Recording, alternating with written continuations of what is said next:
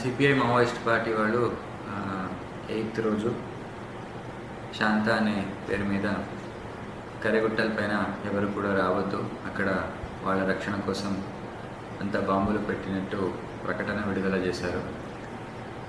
This is very illegal and strict action will be taken against them. And Adivasis ఎప్పటి నుంచో చాలా సంవత్సరాల నుంచి వాళ్ళు ఫారెస్ట్ పైన డిపెండ్ అయి ఉన్నారు. వాళ్ళ లైవ్లీహుడ్కి చాలా ఇబ్బందులు అవుతాయి. వాళ్ళు ఎప్పుడైనా అక్కడ అడవిలో తిరగాలి అండ్ వాళ్ళది క్యాటల్ ఉంటుంది, అవన్నీ తీసుకుని వాళ్ళు వెళ్ళడం అది very natural for them. So ఇలాంటి లైవ్లీహుడ్ని థ్రెటన్ చేయడము, వాళ్ళని రిస్ట్రిక్షన్ చేయడం is very very illegal.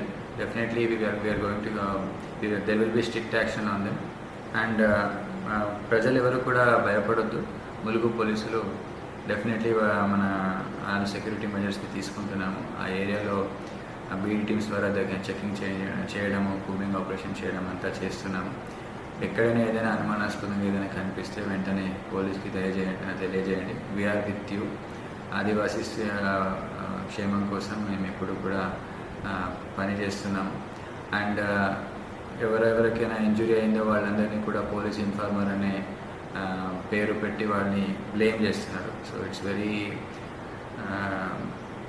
Very bad. Actually ఏంటంటే దేవుడి దర్శనానికి వెళ్ళిన సునీత అనే తనకి కాలు కూడా ఇంజూరీ అయింది.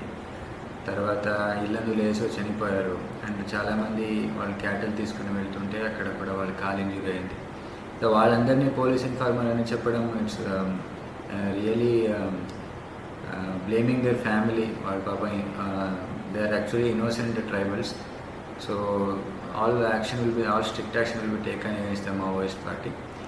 And we appeal to all these senior cadre members and all the UG cadres, surrender అవ్వండి and then be part of this rehabilitation policy. Telangana ప్రభుత్వం ఏముంటుందో అది సద్వినియోగం చేసుకొని మెయిన్ స్ట్రీమ్ లైఫ్లో జాయిన్ అవ్వాలని అపీల్ చేస్తున్నాను.